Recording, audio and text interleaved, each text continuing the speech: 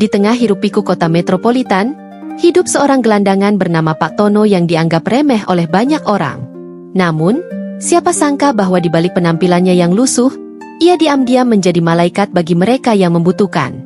Dengan tabungan hasil kerja kerasnya sebagai tukang sapu jalanan, ia membantu mahasiswa miskin melanjutkan kuliah, seorang ibu tunggal membiayai operasi anaknya, dan bahkan seorang anak yatim piatu mendapatkan sepeda impiannya.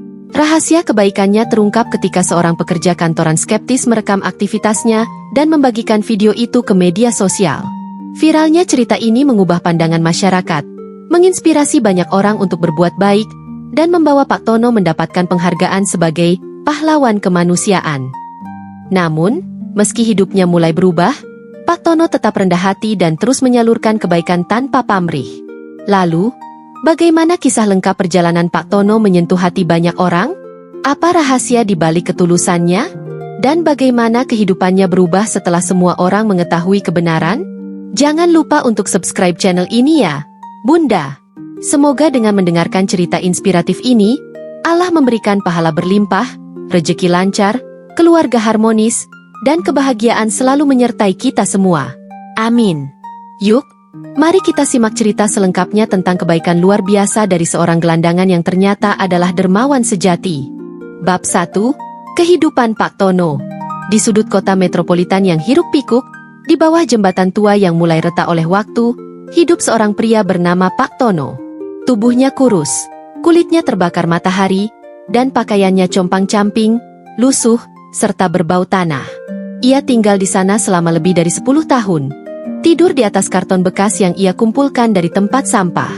Setiap pagi, ia bangun dengan rasa lapar yang menggerogoti perutnya, tetapi senyum lembut selalu terpatri di wajahnya. Meskipun kehidupannya tampak begitu suram, Pak Tono tidak pernah mengeluh. Baginya, setiap hari adalah anugerah, meski dunia seringkali memperlakukannya seperti sampah. Pak Tono bukanlah gelandangan biasa. Sebelum menjadi tunawisma, ia pernah memiliki keluarga kecil yang bahagia. Namun, takdir berkata lain. Suatu malam, sebuah kecelakaan tragis merenggut istri dan anak semata wayangnya. Harta bendanya habis untuk biaya pengobatan mereka sebelum akhirnya ia kehilangan segalanya. Hancur oleh kesedihan dan beban hidup, ia meninggalkan rumahnya dan memilih hidup di jalanan. Meski demikian, kenangan tentang keluarganya selalu membayangi langkahnya, membuatnya bertahan dalam kehidupan yang keras ini. Setiap hari, Pak Tono bekerja sebagai tukang sapu jalanan dan pembantu di pasar tradisional. Pekerjaan itu hanya memberinya sedikit uang, tapi ia mengerjakannya dengan penuh dedikasi. Ia membersihkan jalanan dengan teliti, meskipun banyak orang yang melewatinya tanpa peduli atau bahkan mengejeknya. Hanya seorang peminta-minta, kata mereka dengan nada merendahkan. Tak jarang, ia mendapat cacian dan pandangan sinis dari orang-orang yang lewat. Namun, Pak Tono tidak pernah marah. Ia hanya tersenyum tipis, seolah-olah ia tahu sesuatu yang tidak diketahui orang lain. Meski hidup dalam kemiskinan, Pak Tono memiliki rahasia besar. Dari hasil kerja kerasnya, ia menyisihkan sebagian besar uangnya untuk membantu orang lain. Setiap minggu, ia pergi ke bank kecil di pinggir kota untuk menabung. Petugas bank sudah mengenalnya, tetapi mereka tidak pernah tahu bahwa uang yang disimpan Pak Tono digunakan untuk membantu orang-orang yang membutuhkan. Ia melakukannya secara diam-diam, tanpa pernah mengungkap identitasnya. Baginya, kebahagiaan terbesar adalah melihat senyum di wajah orang-orang yang ia bantu, meskipun ia sendiri hidup dalam kesederhanaan. Namun, kebaikan Pak Tono seringkali tidak dihargai oleh masyarakat sekitar. Banyak orang menganggapnya sebagai sosok yang tak berguna, bahkan kadang-kadang dilecehkan oleh para pejalan kaki yang menganggapnya hanya sebagai pengemis. Beberapa anak muda pernah melemparkan kaleng kosong ke arahnya hanya untuk bersenang-senang. Tetapi Pak Tono tidak pernah membalas. Ia hanya menundukkan kepala, mengambil kaleng itu, dan tersenyum kecil.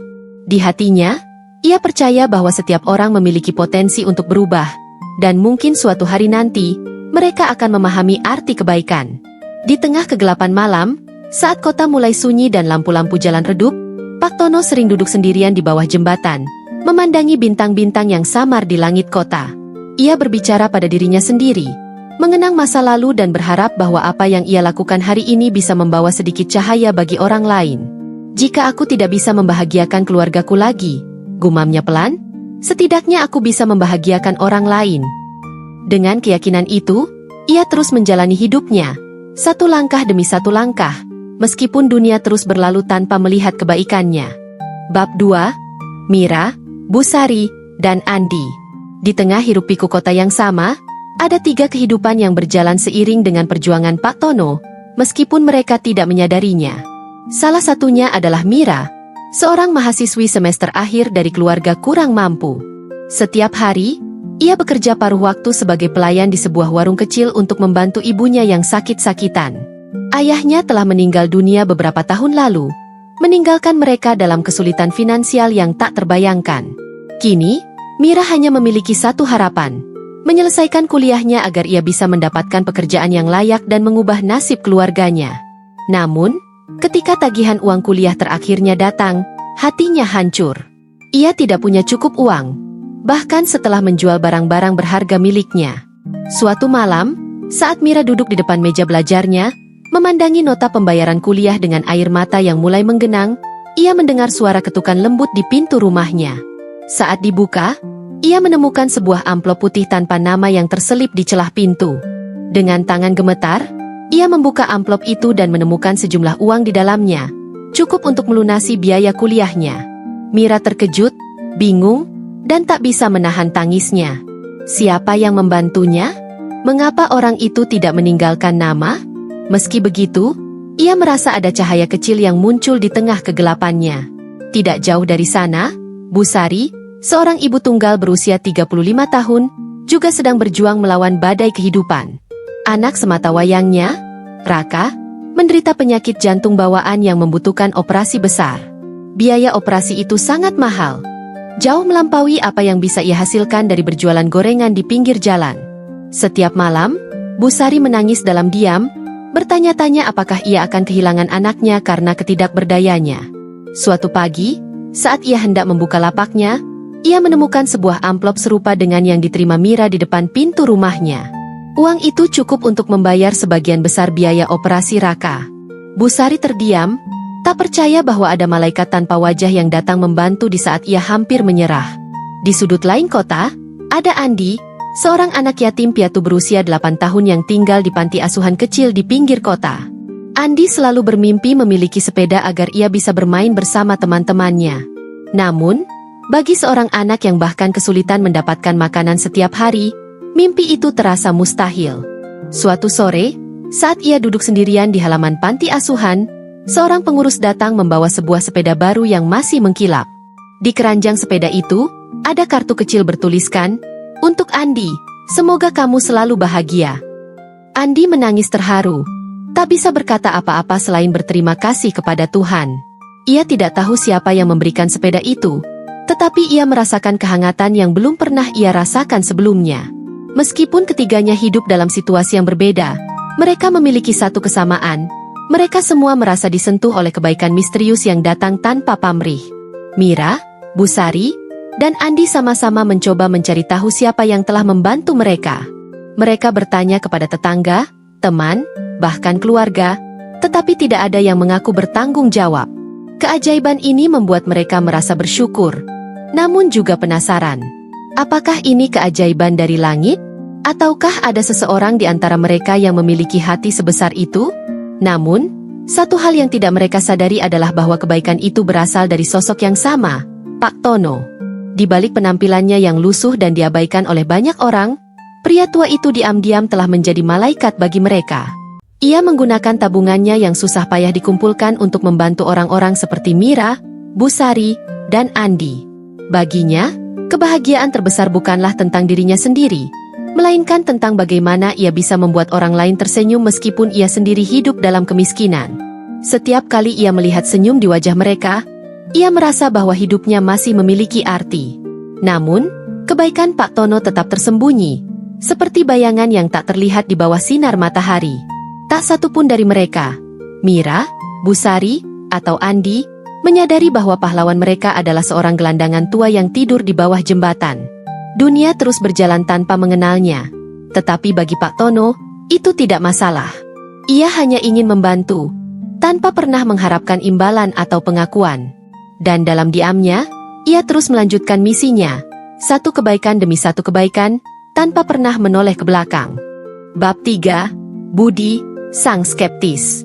Di tengah hiruk-pikuk kota yang sama, ada seorang pria bernama Budi, seorang pekerja kantoran ambisius yang skeptis terhadap cerita-cerita kebaikan tanpa pamrih. Baginya, dunia ini adalah tempat di mana setiap orang hanya peduli pada diri sendiri. Ia sering berkomentar sinis tentang orang baik yang menurutnya hanya ingin mencari perhatian atau popularitas. Setiap kali mendengar cerita tentang seseorang yang membantu orang lain secara diam-diam, ia selalu mengangkat alis dan berkata, pasti ada motif tersembunyi di balik semua itu. Suatu sore, saat pulang dari kantor, Budi melewati jembatan tua tempat Pak Tono tinggal. Di sana, ia melihat pemandangan yang membuatnya tertegun. Pak Tono, dengan penampilan lusuhnya, memberikan sejumlah uang kepada seorang ibu yang sedang kesulitan membeli makanan untuk anaknya. Awalnya, Budi mengira bahwa Pak Tono hanya memamerkan uang hasil meminta-minta kepada orang-orang yang lewat. Namun, ada sesuatu dalam tatapan mata Pak Tono, sebuah ketulusan yang sulit dijelaskan, yang membuat Budi merasa tidak nyaman. Ia mulai bertanya-tanya, apa sebenarnya yang dilakukan oleh pria tua itu? Rasa penasarannya semakin besar. Beberapa hari kemudian, Budi memutuskan untuk mengamati Pak Tono lebih dekat. Ia mengikuti pria tua itu dari kejauhan, mencatat setiap gerak-geriknya. Budi melihat bagaimana Pak Tono bekerja keras sebagai tukang sapu jalanan, membersihkan sampah-sampah yang berserakan di trotoar. Meskipun banyak orang yang melewatinya tanpa peduli, Pak Tono tetap bekerja dengan tekun. Saat jam istirahat, Budi melihat Pak Tono menyisihkan sebagian besar uangnya untuk disumbangkan kepada orang-orang yang membutuhkan.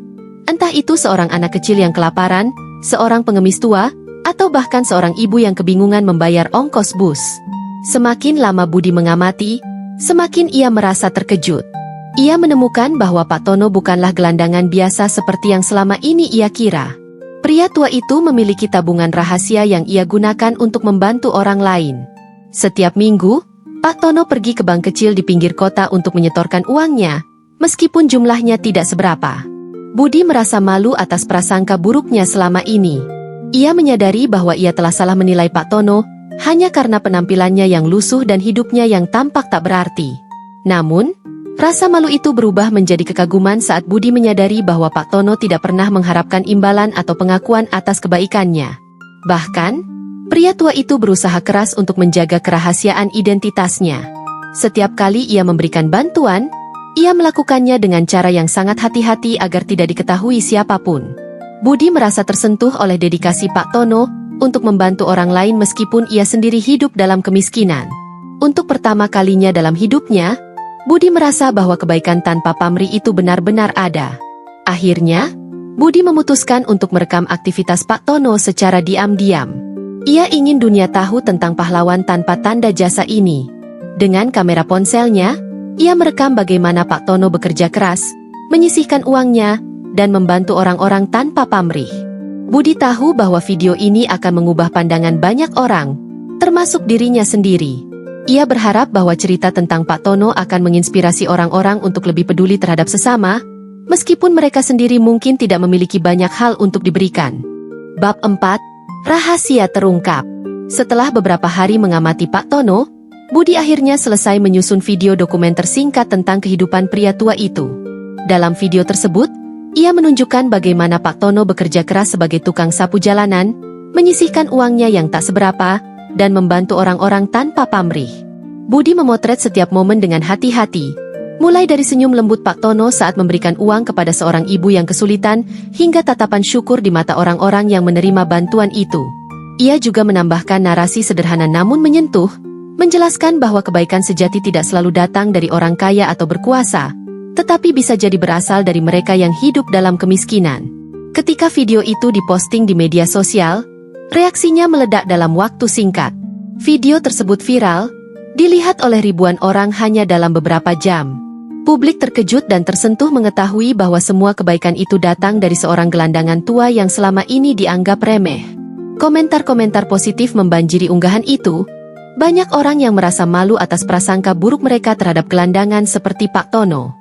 Beberapa bahkan mengaku pernah melihat Pak Tono di jalan, tetapi tidak pernah menyadari bahwa pria tua itu adalah seorang dermawan. Tidak lama setelah video itu viral, Mira, Busari, dan Andi, yang sebelumnya menerima bantuan misterius, akhirnya menyadari bahwa semua kebaikan itu berasal dari Pak Tono. Mereka menonton video tersebut dengan air mata berlinang, merasa bersalah karena telah mengabaikan pria tua itu selama ini. Mira ingat bagaimana ia pernah melewati Pak Tono di jembatan tanpa peduli. Sementara Busari mengingat bagaimana ia pernah mengusir Pak Tono dari depan warungnya karena mengira pria itu hanya akan mengganggu pembeli. Andi, meskipun masih kecil, merasa sedih karena ia tidak pernah menyapa pria tua yang ternyata telah memberinya sepeda itu. Rasa penasaran dan rasa bersalah membuat mereka mencari Pak Tono. Mereka datang ke bawah jembatan tempat ia tinggal, membawa amplop-amplop berisi uang sebagai bentuk balasan atas kebaikannya. Namun, ketika mereka tiba, mereka menemukan Pak Tono sedang duduk sendirian, seperti biasa, dengan senyum tenang di wajahnya. Saat mereka mencoba memberikan uang itu kepadanya, Pak Tono hanya menggeleng pelan. "Ini bukan untukku," katanya dengan suara lembut. "Aku hanya ingin membantu kalian. Jika kalian ingin membalas kebaikanku, bantulah orang lain yang membutuhkan." Momen itu menjadi titik balik bagi mereka. Mira, Busari, dan Andi tidak hanya merasa bersyukur atas kebaikan Pak Tono, tetapi juga termotivasi untuk meniru sikapnya. Mereka menyadari bahwa kebaikan sejati adalah ketika kita memberi tanpa mengharapkan imbalan. Mira memutuskan untuk menjadi relawan di komunitas mahasiswa yang membantu anak-anak kurang mampu, sementara Busari mulai membuka warung kecil untuk memberikan makanan gratis kepada orang-orang yang membutuhkan. Adapun Andi, meskipun masih kecil, berjanji pada dirinya sendiri untuk selalu berbagi dengan teman-temannya di panti asuhan. Namun, rahasia Pak Tono tidak hanya mengubah hidup mereka, tetapi juga mengubah pandangan masyarakat terhadap gelandangan. Banyak orang yang dulunya mengabaikan Pak Tono kini mulai mendekatinya, memberikan bantuan atau sekadar berbicara dengannya. Meski begitu, Pak Tono tetap rendah hati. Ia tidak pernah meminta pengakuan atau imbalan atas apa yang telah dilakukannya. Baginya, kebahagiaan sejati adalah ketika ia bisa membuat orang lain tersenyum meskipun ia sendiri hidup dalam kesederhanaan. Bab 5. Penghargaan dan Transformasi. Setelah video dokumenter Budi tentang Pak Tono menjadi viral, hidup pria tua itu mulai berubah secara drastis. Awalnya, Pak Tono merasa canggung dengan perhatian yang tiba-tiba datang dari segala penjuru. Ia tidak terbiasa menjadi sorotan, apalagi menerima pujian atas kebaikannya. Namun, ia tetap menjalani semuanya dengan sikap rendah hati yang sama seperti sebelumnya. Meskipun banyak orang yang ingin bertemu dengannya untuk mengucapkan terima kasih atau memberikan bantuan, Pak Tono selalu menolak dengan halus. "Aku hanya melakukan apa yang bisa kulakukan," katanya sambil tersenyum lembut. "Jangan beri aku lebih dari yang kubutuhkan." Namun, meskipun Pak Tono menolak imbalan pribadi, masyarakat tidak bisa tinggal diam. Sebuah gerakan spontan dimulai oleh warga kota untuk membantu pria tua itu. Beberapa donatur membuka rekening khusus untuk membantu kehidupan Pak Tono, sementara yang lainnya mengumpulkan dana untuk membangun sebuah rumah kecil di pinggir kota agar ia tidak lagi harus tidur di bawah jembatan.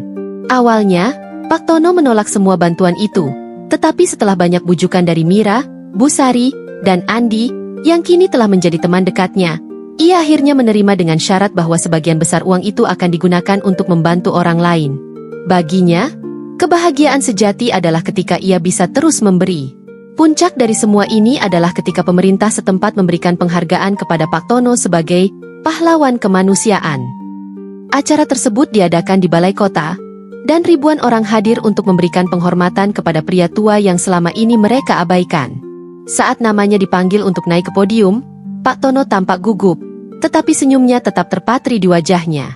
Dalam pidato singkatnya, ia berkata dengan suara pelan namun tegas, "Kebaikan tidak diukur dari seberapa banyak yang kita miliki, tetapi dari seberapa besar hati kita untuk berbagi.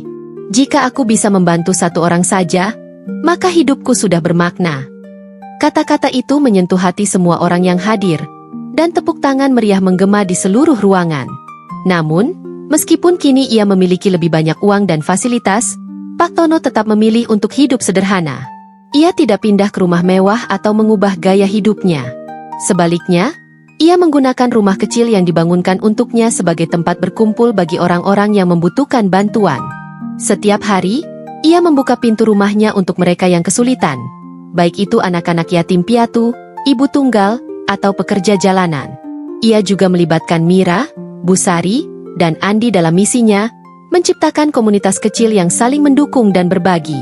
Bagi Pak Tono, kebahagiaan sejati adalah ketika ia bisa melihat orang lain tersenyum karena uluran tangannya. Di akhir cerita, gambar Pak Tono yang duduk di depan rumah kecilnya bersama beberapa orang yang dulunya ia bantu menjadi simbol transformasi yang ia bawa ke dalam kehidupan mereka. Mereka yang pernah menerima kebaikannya kini ikut membantu orang lain, menciptakan rantai kebaikan yang tak terputus. Pak Tono mungkin masih hidup dalam kesederhanaan, tetapi warisannya, ajaran tentang kebaikan tanpa pamrih, telah mengubah dunia kecil mereka menjadi tempat yang lebih hangat dan penuh kasih. Cerita ditutup dengan gambar Pak Tono yang duduk sendirian di bawah langit malam, memandangi bintang-bintang yang samar di langit kota. Di hatinya, ia merasa tenang. Ia tahu bahwa keluarganya yang telah tiada pasti bangga padanya. Dengan senyum lembut, ia bergumam pelan, "Jika aku tidak bisa membahagiakan mereka yang kucintai, setidaknya aku bisa membahagiakan orang lain."